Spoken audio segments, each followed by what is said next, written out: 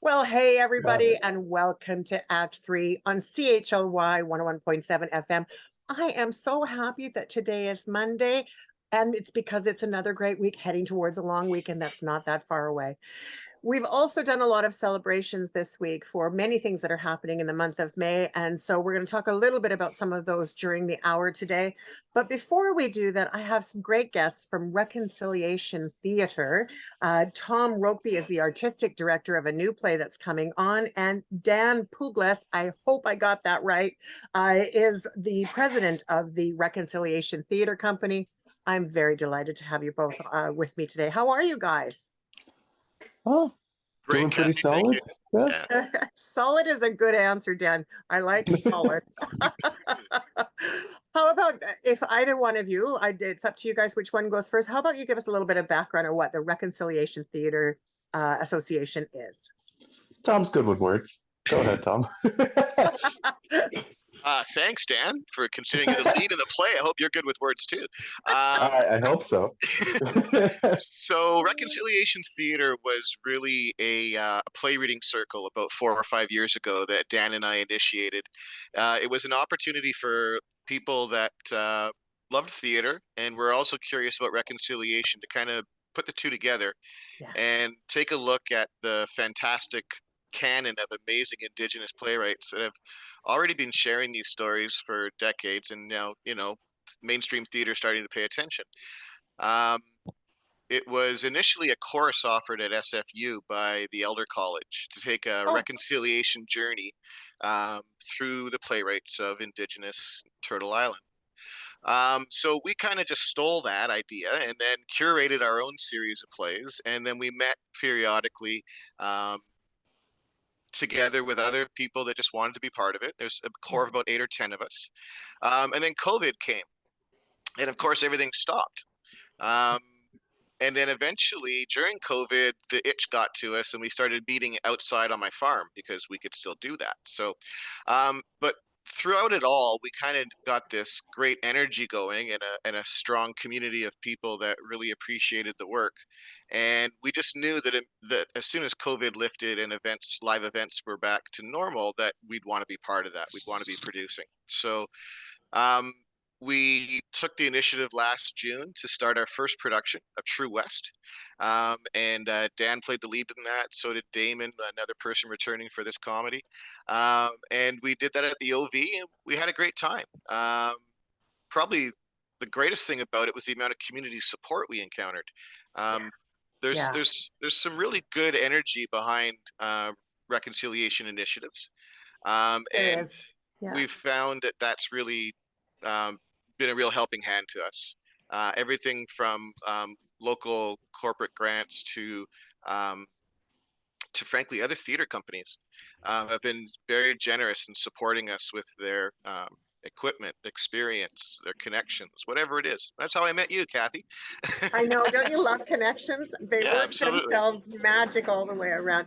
Yeah. Reconciliation is a very hot topic right now, and it's more than a hot topic. It's becoming a movement across the country. And thank you that it's happening. Mm-hmm. I know that this last week and between earlier this week and when this has been recorded, there was considerable discussion around the red dress movement and how things were unfolding for reconciliation there. And I do know that there have been some plays that have been written about that, but we're not going to talk about those plays today because that's not the play that you guys are doing. But I do understand that you're going to have this play. What was the name of it again? The Berlin Blues, I think, right? Berlin Blues, absolutely. Yep. Yes. Tell us about the Berlin Blues, Daniel. How do you like being an actor in the Berlin Blues? I love the ring of it. Yeah, honestly, it's a really fun play to be acting in. It's what you would kind of consider to be your kind of like sitcom comedy, but on stage.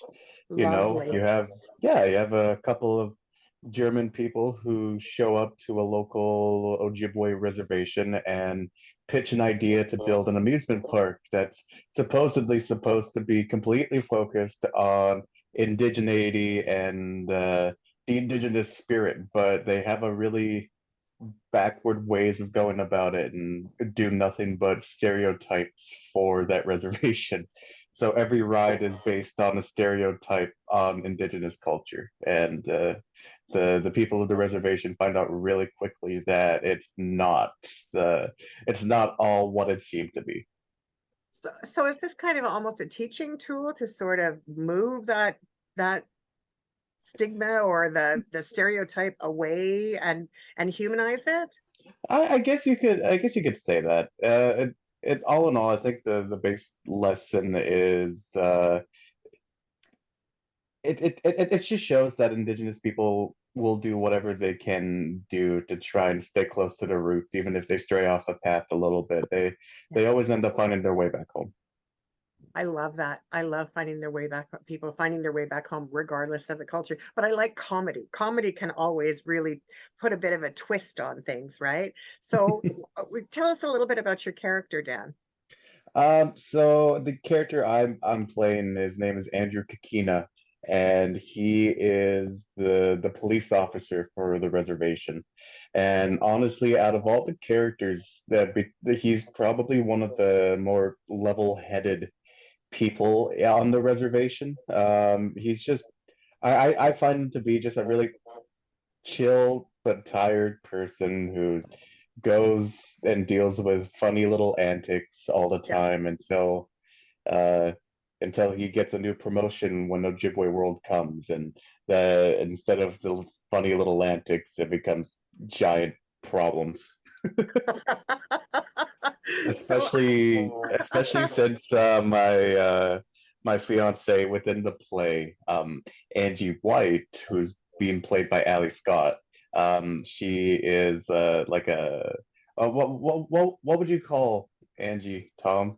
I'm Maybe a struggling to find the word. protester, a cultural defender. She decides to take the corporation on in a civil disobedience manner, putting Andrew, the res cop, in a very awkward situation. So he's oh caught my between his job gosh. and his fiance. So Polar opposites in personality. as often Wow. attract. Absolutely. This is actually, another a positive thing. It tends to be that way, doesn't it?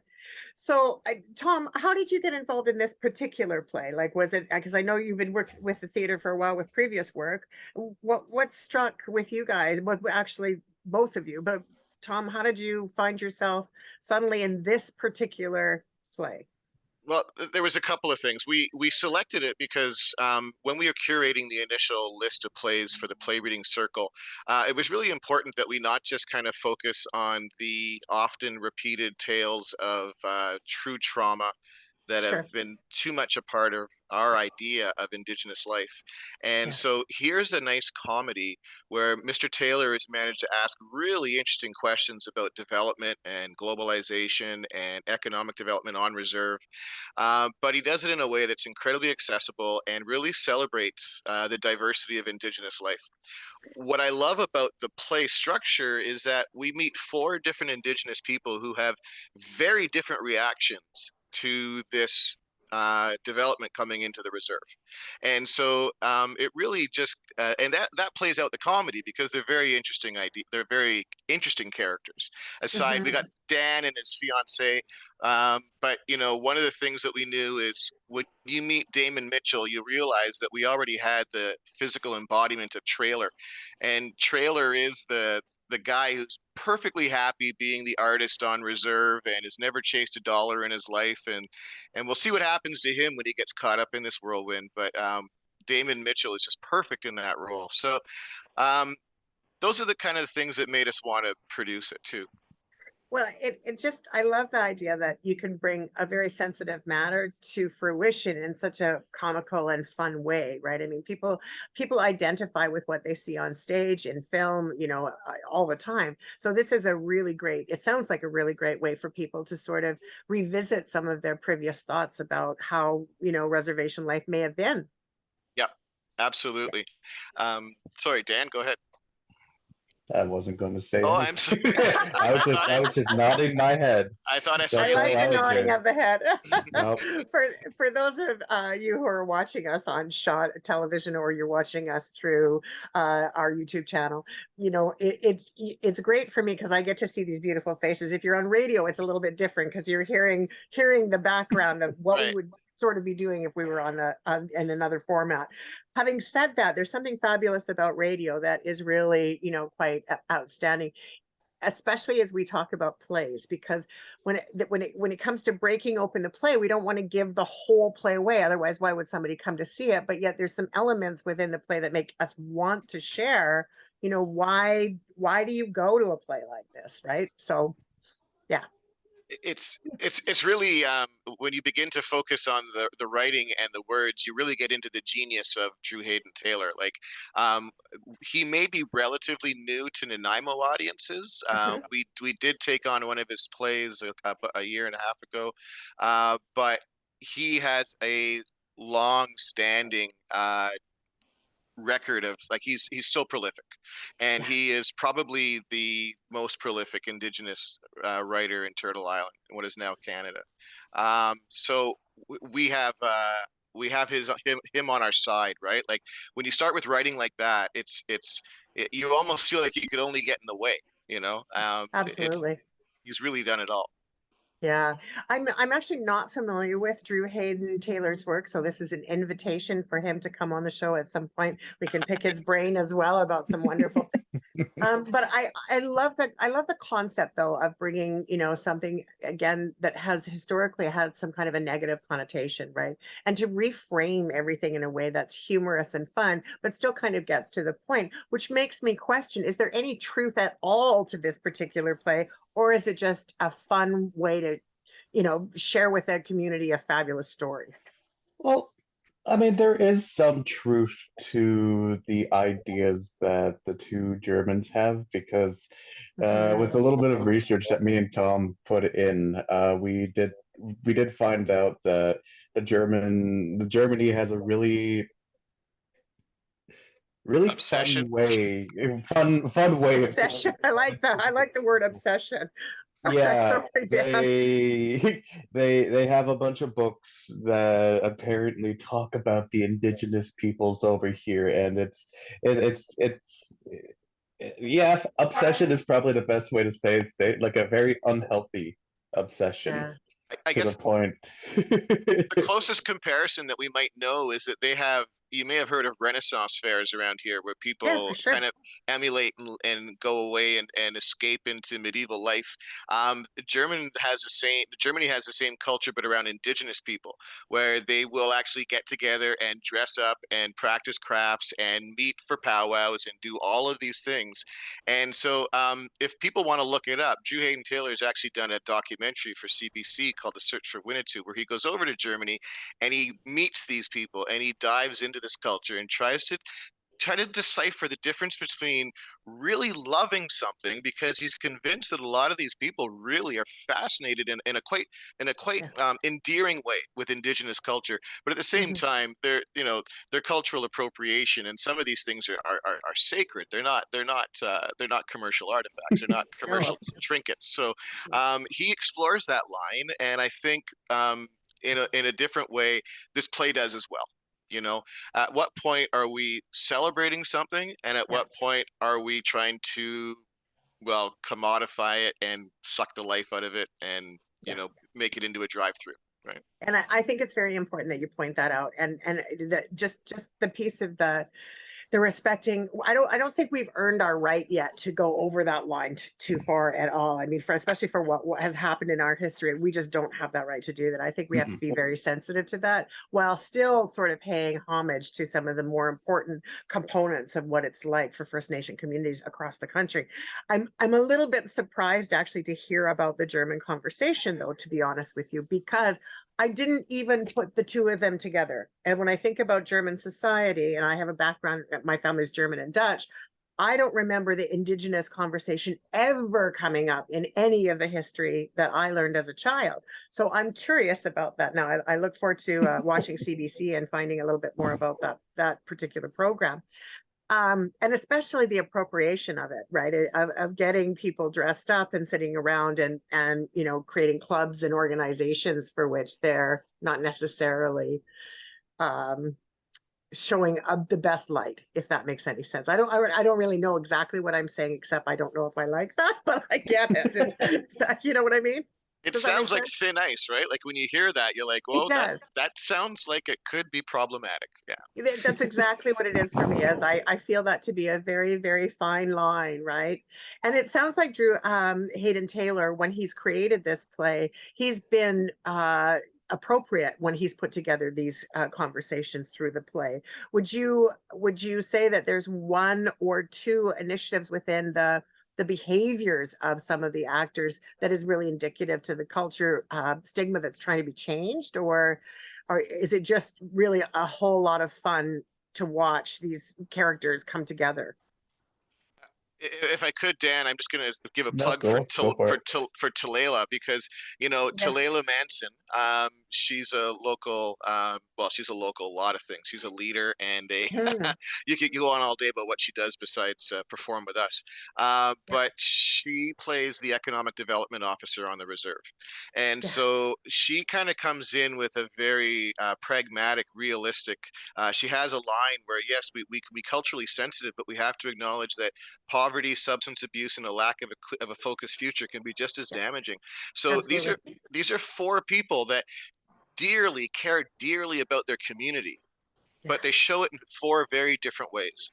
Yeah. So that is actually a bit of a departure in Canadian writing, because for so often settler writers would tend to identify with indigenous characters as a stereotype. And so Yes. if we want to talk about moving away from stereotypes, that's why Mr. Taylor gives us the opportunity to meet four very different indigenous people living in the same reserve, dealing with the same problem, and they have Yeah. four very different reactions.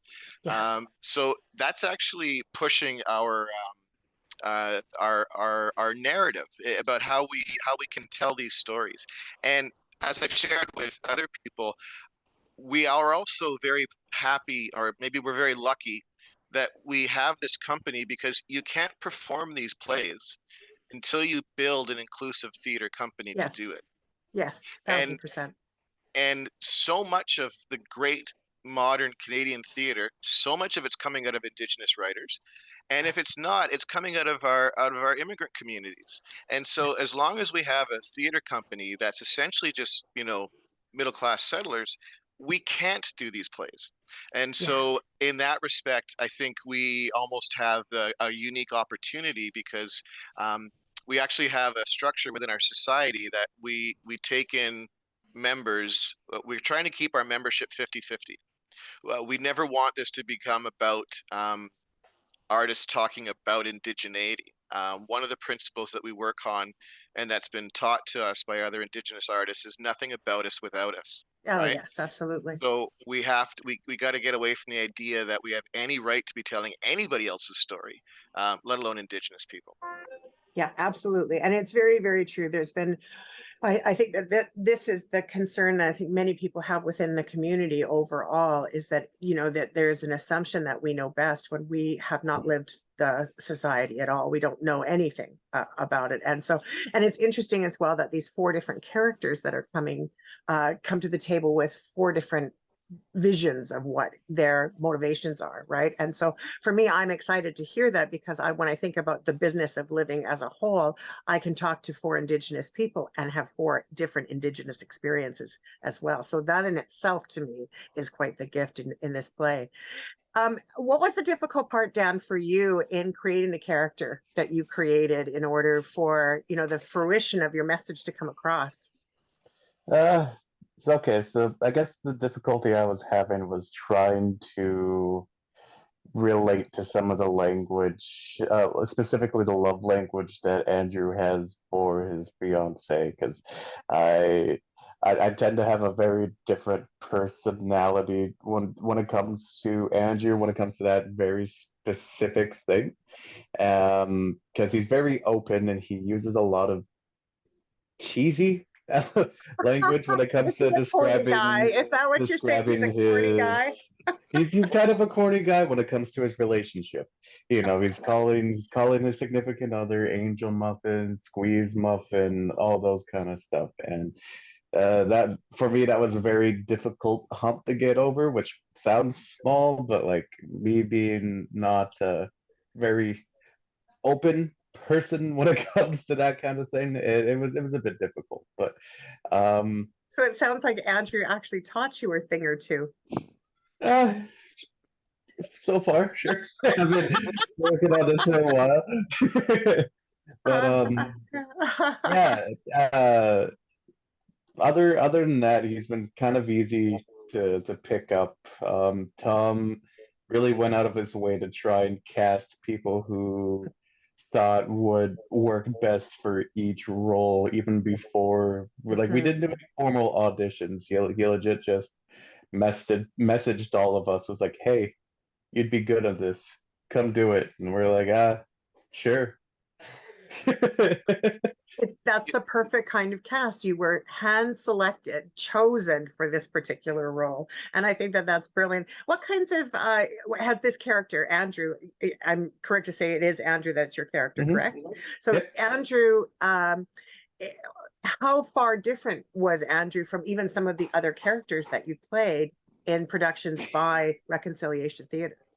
Okay, if we're looking specifically at Reconciliation Theater, one complete 180 difference between the two characters, because the last character I played with Reconciliation Theater was Lee in a rendition of True West by Sam Shepard. And Lee was a very outlaw, very sort of grungy, dirty man who likes to scam everyone that he can possibly scam.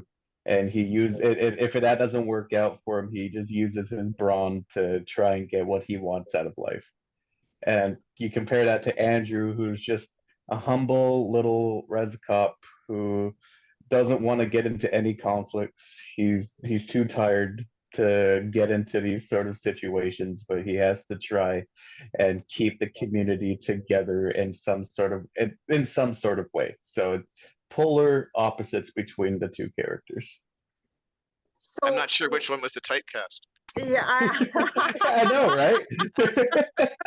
Because Tom did it for both. He handpicked yeah. me for this, and then he handpicked me for True West as well. So I don't know what kind of messages he's trying to send me, but Yeah, I'm typecasted in some sort of way.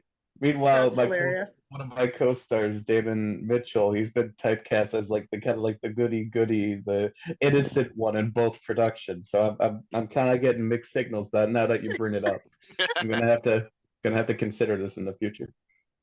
Tom, I think you've just now got a new conversation. You have to find somewhere ground, somewhere between these two opposite, these two opposites for your next rendition for sure.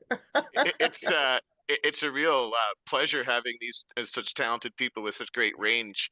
And it's when we talk about hand picking people, I think there's a conscious effort in what we do to kind of do it a little bit differently. Yeah. I'm kind of the most, well, let me say it. I'm the oldest. I'm the middle classist. I'm the settlerist of the group.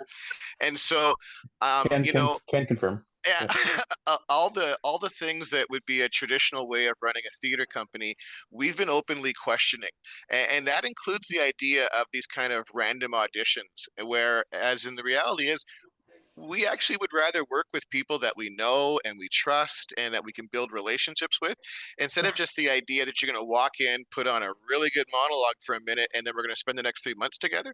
So this is perhaps a bit more of a community approach, even though the people that we have working with us have all got post-secondary training and lots of experience. It's just and I've also had to acknowledge that, frankly, with a younger company, 9 to 5, those hours of dictates don't always work either. Not We have anymore. people in this company that work all different hours and all different days of the week. So we actually rehearse right now between 4 and 6 p.m. in a grocery store. So Wow, that's what we call perfect. being flexible for the modern worker, right? So, yeah, the whole idea that we're just going to meet at night and everyone's got the night off and everyone works Monday to Friday. It just doesn't work for us. So it just leads you to question things. And actually, we found some better ways of doing things, I think, because of that. Well, and I think COVID, in all fairness, really did teach us that there's so many more options that are available for us, and doing it the same old way. I have a background in theater, spent years and years of it in my youth. And I recognize exactly what you're saying, that those, those boxes, they don't check all the boxes anymore the way that perhaps we once knew it to be. And I was the person who was in the audition format all the time. I don't think I ever did a play that I didn't have to audition for it. But I've also found myself in other areas in life where I've been hand selected to do things. And that, I think there's something to be said about when you're creating a mood and creating a tone for a theater company, that you have that ability and adaptability to watch it go into the direction you want it to go, whether it's for a single play or multitude plays down the line. Um, and so you say that Reconciliation Theatre, as well, is a fairly new company. About how old is it? How young is it? Well, So True West was, sorry, Dan, go ahead. no. So yeah, True West we did sometime in the summer last year. Yeah, June, July, and Canada Day.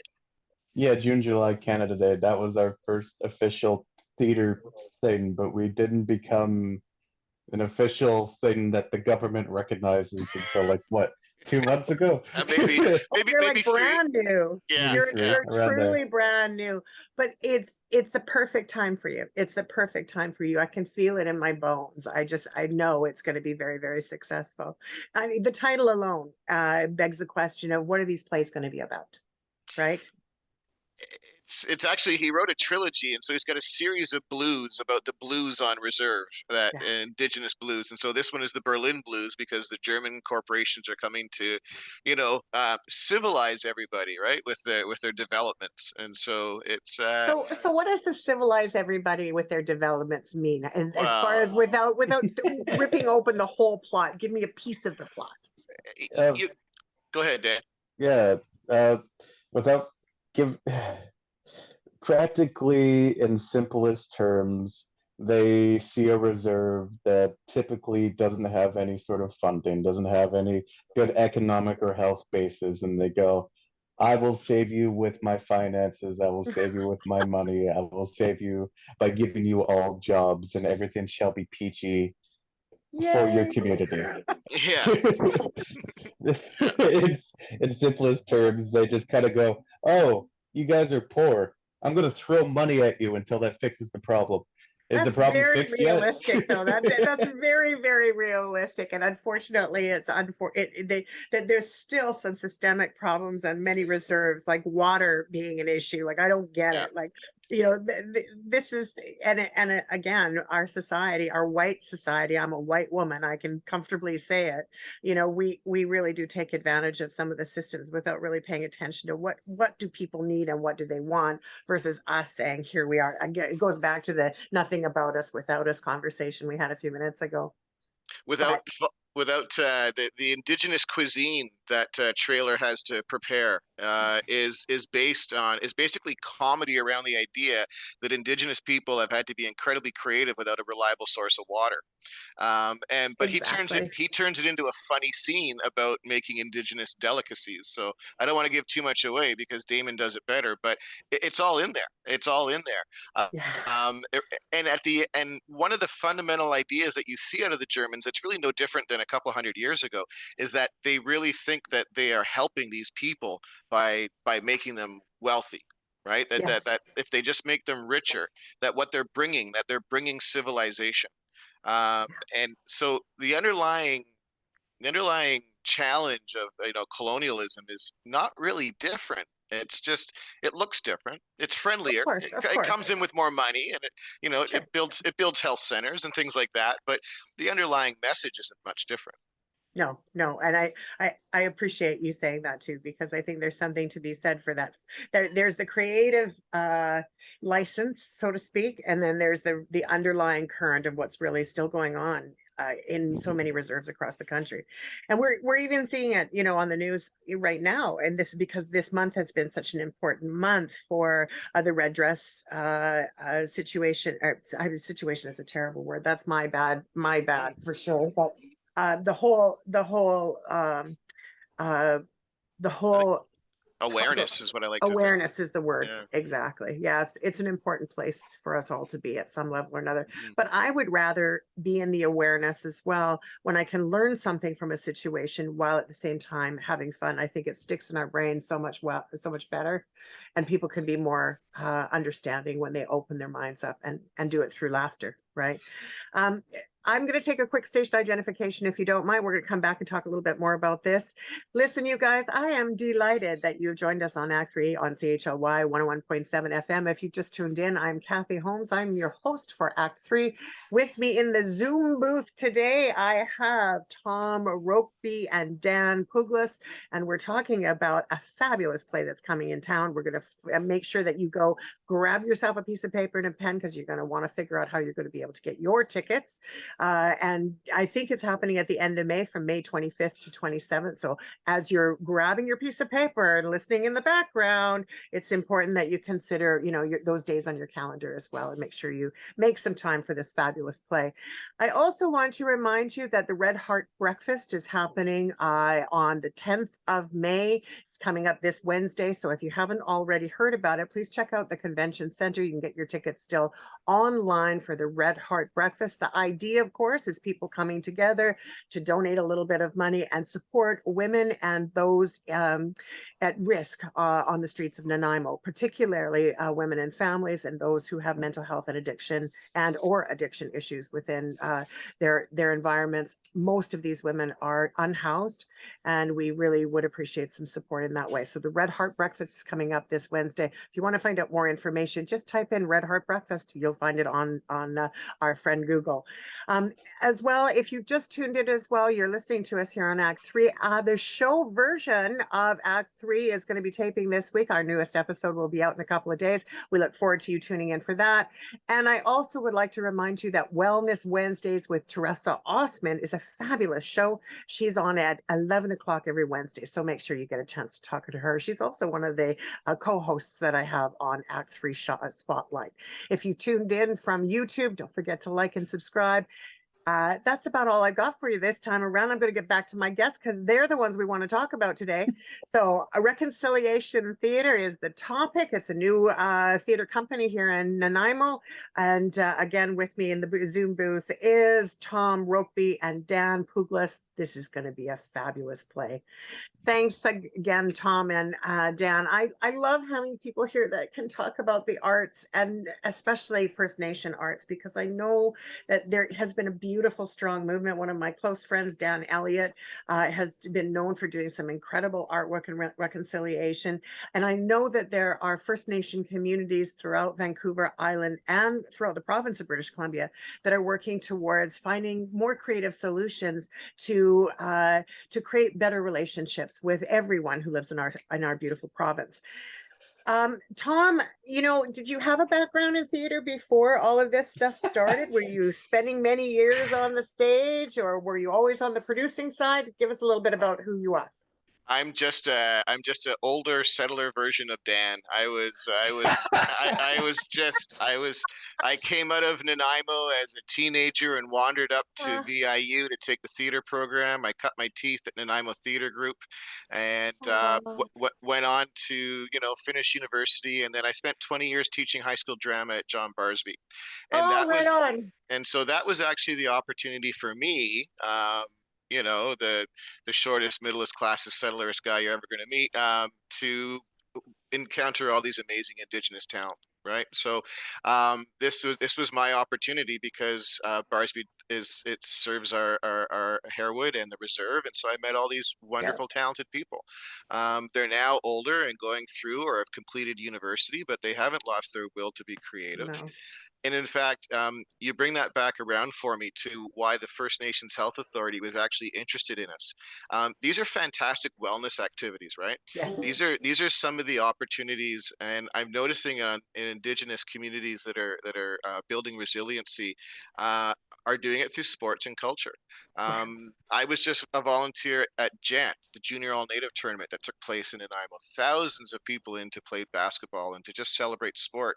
And and like you say, we see the same thing happening in the arts community with the Indigenous arts that are just finally taking their rightful place in our community. We're really happy to be part of that. Well, I have to tell you that I have been to many John Barsby plays. My dear friend Bill Robinson is a school district Okay. trustee. Introduced me to John Barsby's theater department several years ago, and I have been a lovely patron of it ever since. Oh, It's a good. great. There's some great plays that happen there. I haven't been recently, actually, since before COVID. I haven't seen anything. But that are you? And are you still teaching there? I'm not. I'm actually I left that position during COVID because I really wanted to pursue theater, and Yeah. but I haven't gotten too far away. I got elected to our school board last fall, so Oh, there you go. I'm now a school board trustee, and it's amazing because there's one thing I can say about our school district is that from the boardroom to the classroom, I've seen a Yeah, serious commitment to reconciliation. Um, absolutely. and I'm not an easy guy to get praise from, but they really, from what I've seen, the reconciliation commitment in this district is quite sincere. It's truly sincere and it's truly extraordinary, and Bill was learning Hulkaminum. So when he was a school district trustee, he's still learning Hulkaminum now, as I understand it. There's so many opportunities to understand the culture and to learn about the culture. And I'm grateful that our school district has stepped up and is continuing to drive that forward. Uh, Daniel, were you at any point, were you Tom's student? That's how we met. He never uh, listened to me, but he was on my class list and stuff. There you go. How was he he as a never teacher? listened to you. I taught your class, sir. Oh, I Uh, couldn't get a word in edgewise. oh, that's a hoot. So, what were some of the best teachings you've learned from being in Tom's class? uh, don't be white. No, I'm sorry. Don't be white. Sorry. um, Oh my goodness. Oh, he, jeez. he taught me some good morals when I was in his class. He always had a very inclusive area for all kinds of people. So just kind of taught me more of my basic morals, that kind of stuff. Well, that's a pretty nice thing to say about your teacher. Sure is, especially considering all the things I've learned from Dan over the years. Yeah. My journey in reconciliation as a settler would be absolutely in vain if I didn't have people like Dan that were prepared to share their experience and their creativity with me, and to make space in their lives for my family. um, Yes. and there's people beyond Dan, but Dan's been a big part of that for not just myself but my family. So Yeah. the learning is well, I'm glad to hear it goes both ways because it's certainly going my way. Well, and I think that that's the best part of teaching, right? Is that we learn more from our students than we ever learn Sure. about ourselves, right? This is the gift of teaching, and it never leaves us, whether or not we're in front of a classroom or whether or not we're, working with people in a different way. Teaching is still teaching. It's a beautiful thing. If I may also say, as I watch Dan, what are you now, Dad? 27, 26, 27? What do you? 24, Tom. Oh, he's not even as old as 24. I I'm thought. not even. I'm not So, even, dude. so right. But he's already a leader, right? And Yes. he already takes care of other people that are trying to get a foothold in our community. He's already a very well spoken and advocate for theater and for the performing arts, whether it's been with Reconciliation Theater or with Western Edge Theater. So it's a good cycle, right? It's a good cycle to be part of.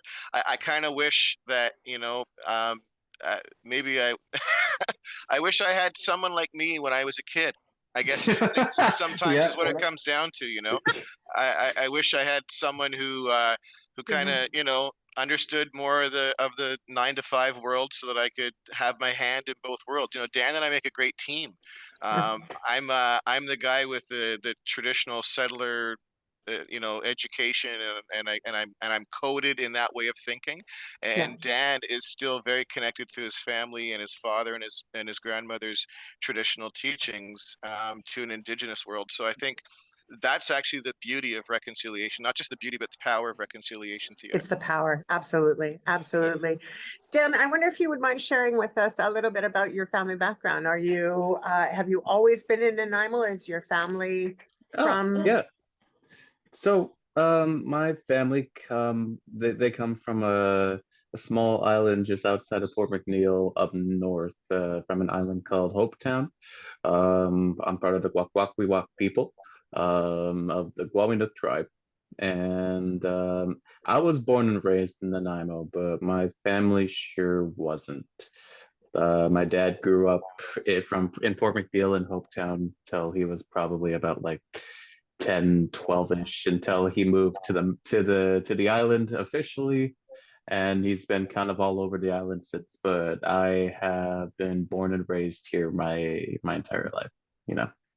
So in your time here and then around with your family, have there been have you noticed a change in the like at John Barsby School or at any of the other school systems? Have you seen a difference in the way that the reconciliation is being taught, for example?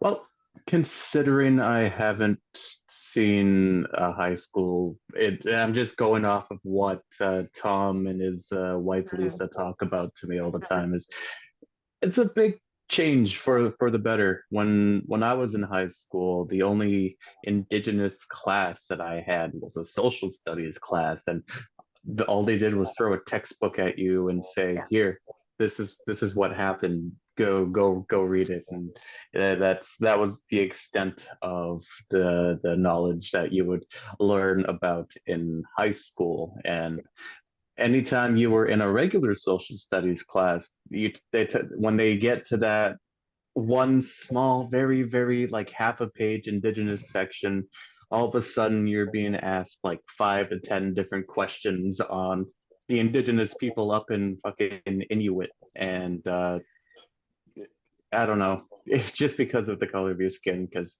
apparently we're all generalized. But Well, and uh I'm I'm so glad that you said that, because that was going to be my other question. And part of the things that I like to do with this program is I like to educate people and help people understand that it is not necessarily what people have read in the history books, because I grew up in an environment where we had the one social studies book as well, and it is not at all how things went in the way I have learned since. And as an adult now, I only started understanding reconciliation about 10 or 12 years ago. Prior to that, I didn't have a clue what was really going on. Not a clue. And I know that people of my generation as well. I turned 60 this year, and I can tell you that I have never seen so much positively, and how people are curious and want to be supportive of First Nation community, and have gone back and said, "Oh my God, I can't believe I didn't know that. I had never learned that before. Holy mackerel, did we really do that?" Right? Tom, what are your thoughts on Yeah, that? I think about that a lot, and I grew up in Nanaimo since I was a teenager, and I'd always heard, for instance, about the Nanaimo Indian Hospital, and Yeah. so the Nanaimo Indian Hospital floated around our community as something between a fairy tale and a story that nobody wanted to talk about. And Yes. it's only in the last couple of years, maybe 5, 10 years, that the settler population has just been given undeniable evidence that the Yeah. things they were trying to not talk about always were and still are true. And so, aside from a real revisit of our history and the kind of assumptions we make about who we are, I think the appetite that you're talking about comes from almost a feeling that maybe we've been duped, that maybe Yes. there's a story out there that we were not told, Yes. that was kept from our ears. And what could make a thinking person more interested in something than that, right? You Exactly. you want to sell a book, ban it, right? Exactly. If you try to stop me from seeing something, I'm gonna fight like crazy to see it. Yeah. So, I think that's the natural reaction as people mourned the crimes at Tecumloops, as people had to come to terms with the reality that that probably happened right across the street from Malaspina College. Sorry, that's me dating myself, from Vancouver Island University, right? Yeah. And so there's a local woman. She's actually done the research. She's writing a play about life in the Indian hospital. It's going to be Incredible. amazing. It's going to be It will be amazing. amazing. So, you know, if nothing else, we get fresh ears from seeing the truth, and we get to listen to these stories that we never really took seriously. You Yeah. know, just to say it straight out, we never really took seriously. They were Yeah. counter to our narrative, and they were really uncomfortable if they were true. And now they're undeniable, and I think that's probably the appeal of the work. I think it's totally the appeal of the work, to be honest with you. And I also think that it's such a beautiful delivery method to revisit the narrative and to create a narrative that is so much more realistic to what happened versus what we pretended didn't happen. Right. So, Yeah. we have to really take a good look at that. And having said that, I also told people a few minutes ago to go get a piece of paper and a pen so they could get information. And I think it's a good time for us to shake that down from the tree. How Well, tickets. can people get those tickets? Well, we have a couple of ways of people getting tickets, depending on Okay. what you like. We will have them at the door, provided they last. It's not a huge venue, so I wouldn't take that big of a risk. But we Where's the will. venue? The venue is at the OV Arts Center, and that's at 25 Victoria Road in downtown Nanaimo. Okay. And it's a relatively small venue, so if you want to get your tickets in advance, which I highly recommend, we are using Eventbrite as our platform. Okay. So if you go to Eventbrite, it's just as it's spelled, and you search either Nanaimo or Reconciliation Theatre or Berlin Blues, you will find us. Select your night, and you can buy tickets there. And for people that either aren't comfortable with Eventbrite or perhaps don't have access to a credit card, we'd be happy to arrange an email e-transfer payment through our website at reconciliationtheatresociety at gmail.com. Yeah, so we just want to make it as convenient as possible for people. We had tickets at the door last time, but I guess you take your chances. Yeah, when you have a small venue like that, and we've given people notice, it's happening at the end of the month, right? What are the Yeah, dates again? that's the 25th, 26th, 27th. Yeah. So yeah, luckily we're out in lots of time. The weather's going to be great. I think it might even be the first week of the night market. Yeah, downtown Nanaimo is going to come alive, and we're going to be part of it. And it's a call to action there for you guys. Go get your tickets. We need you. You need to get and see this show. It's going to be fantastic. It Um, is. so I've got another question because I know we're not quite at the end part of the program, but we're getting closer to that time, which makes me crazy because I feel like we just got started. Dan, my question goes to you, and because I know First Nation community is a very close knit community. What's your family and your friends' take on you being an actor, and specifically with this play? Oh, well, they have been fully supportive of what I do. To my knowledge in my family, I'm the only one that does this kind of work in the theater community, whether it be a performer or a director or a producer or a writer. I'm the only one that does this kind of stuff in the field, and they have been 100% supportive of me. My friends, we get a little competitive, but we all support each other. Yes. Good But friends. I love that. yeah, yeah. We all support each other. Honestly, I wouldn't be able to hone my craft without their like close knit support. So Yes. Yeah, I love family that supports the arts, and especially when their kids or their young people are in it. I think that theater is the greatest gift in the world for everybody and anybody, whether or not you're a audience participant or whether you're up on stage. There's something to be said about that, to be able to take a character and build something that's memorable. And I have no doubt in my mind that you're exactly the right character or exactly the right person for this character. So I think Tom made a good decision in you for sure. Tom, what keeps you in the theater? Oh boy, my wife's income. So Thank he you. said that a lot. He said that a lot. Thank you. That's Lisa's your wife, correct? yeah, Your wife, absolutely. Lisa, thank you. Thank you very much. Let's shout out to Lisa. Yeah, what keeps me in the theater? You know what, Kathy? The reality is I've had this really tricky way of always having theater in my life. I may have Yeah. taken the time to, literally bought the farm and had the kids and have had Yeah. all the trappings that I was raised to want to to aspire to, Yeah. while always having theater in my life. The teaching it for 20 years at John Barsby was just one constant lesson after another. Every bet. year I was given a great group of young people that were excited and interested to do stuff, and you know, I probably did 50 or 60 plays in my 20 years at Barsby, and that's special to me. And now that I'm out and able to, like I said, through the support of my partner, because I couldn't do this alone, I'm Yeah. able to pursue some of these other things. It's a real gift. And what keeps me in the theater, I guess, to be honest, is I'm gonna sound really old, but it's these darn young people. Yeah. It's these people that are coming out of, I don't know. I get really excited about people that are discovering their passion, and they're trying to put their feet under them in terms of how they're going to make it practical and happen in their day-to-day life.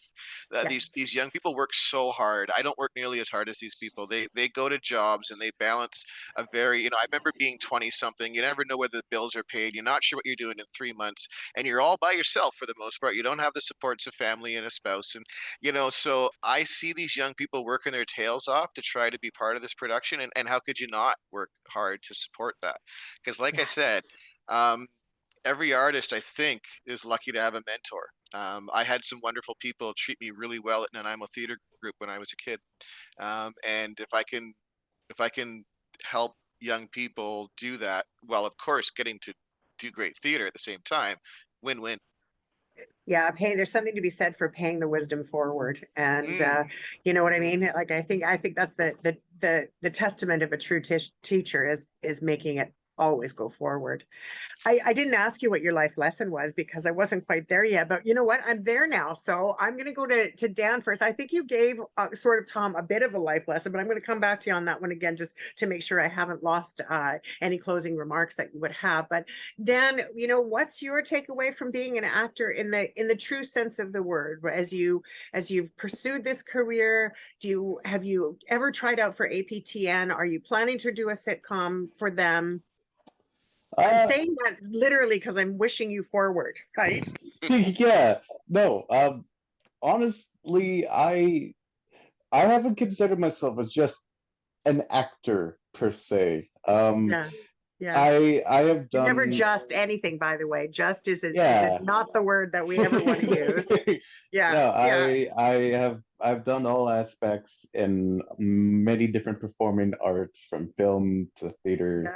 acting, directing, sound design, et cetera, et cetera. I just hope to be able to make a proper career out of this. I don't have any life plans because I can never even figure out what I'm gonna have for dinner, but I'm just gonna keep doing the work that I'm doing, and I mean it's gotten me this far, so just got to keep on doing what I'm doing, I suppose. Well, the reason Well, I'm asking specifically about ATPN or APTN is that I know that right now, and as a theater company, you might want to be aware of this, that there are some fantastic grants for, plays to go into fruition and be seen. And so, I shouldn't really say that too much about it online, but Oh. I would invite you to get curious about some of the stuff that is available for the entire theater troupe. There may be something there that can support you in a big way. If you I were got to be to, careful, Kathy. You're gonna have all my talent disappear on me. They're all gonna get picked up, and they're all well, gonna be on. they're going to take you with them. They're Oh, going to okay. Oh, is take you that the with them. deal? That's the Is that the plan. Yeah, deal? The Eh? totally. whole That's the plan. reconciliation Yeah, thing. of course. Just because Yeah. I directed the question at Dan does not mean wasn't directing the whole big. I'm an No. inclusive person here. So yeah. So if you had a life lesson or something that you would want to share or imbibe with our audience, what might that look like for you? A life lesson. I don't Yeah. know. A teachable That's moment. a teachable moment. I'm still trying to figure out my own life, so this is that. Life lesson. Uh, Eat your vegetables. Okay. All right. I'm not gonna. But you know what? There's something to be said for eating your vegetables No. where, because you need to Okay. nourish your whole body to be able to be the talent that you need to be in your character, Andrew. I On a serious note, all I can say is surround yourself with people who spread positivity in your life. Because if you don't have those people that have the proper positivity to want to see you succeed, you're going to get stuck. Yeah. I would say that that's a darn good answer. Wouldn't you, Yeah. Tom? I would. And you know what? Dan's a little humble by nature. And so I want to let the audience know as well that, he left out one thing. He's currently one of a hand-selected group of playwrights that was selected by Native Earth Theatre in Ontario Yeah. to be writing under grant. So there's a lot of people out there that already noticed Dan's talent. And yeah, it's a matter of time until he gets APTN'd right out of here and I'll never see him again, but that's okay. I'll be happy for him. I think he'll take you along with him for sure. There's no doubt about it. I'll have to talk to my Creative wife. people bring along people all the time. And Lisa can get involved, no problem. Right. Oh, she is. Lisa's in the play. Well, there you go. Even better. Yeah, It's a family affair. Perfect. Absolutely. Is she your love interest down in this? No. Oh, that would be awkward. That would be awkward. Tough. She's the German. She's one of the German people. Yeah. Oh my gosh, that's hilarious. Specifically, the main one, the main business person. Well, Dan, I want to thank you, Dan, for being here. I hope that everybody comes to see the show. I absolutely do. We're going to do one more quick shout out as to where they can get their tickets in just a moment. But I want to thank you for participating today. And I look forward to seeing your career unfold for many, many, many years to come. Tom, I'm bringing it back to you for a moment. Thank you as well for being on the show. Super glad that the both of you were here today. Tom, what's your takeaway? Well, my first takeaway is what a fantastic resource Act3 is for local independent artists. And so I need to start by thanking you for your time and your dedication to our local arts community, because we really have a hard time without people that want to get our word out with us. My pleasure indeed. If you want to join us for a great and fun-filled night of theater, Thursday, Friday, and Saturday, May 25th, 26th, 27th at the OV Theater in downtown Nanaimo, you can find those tickets on Eventbrite. Or you can find us on Facebook at Reconciliation Theatre, and all the information is there. I look forward to seeing you, Kathy, and we'll look forward to seeing your audience out at the theater at the end of May. That sounds terrific. Thank you so much, Tom. Thank you. Well, folks, that does it for us on Act 3 CHLY 101.7 FM. I'm Kathy Holmes, delighted to have been your host today. Listen, we all can have the best of everything when we take the time to go to the theater and enjoy it for all it is. The theater is the greatest place for us to let ourselves be voyeuristic in the lives of other people, whether they're fictional or whether they're based on true people. So I just go to the show, go to the theater. You're going to want to do that. That does it for this episode. As I said, I'm going to miss you for a whole 7 days until we see you next time on Act 3. Meanwhile, take care of yourself and each other. Bye for now.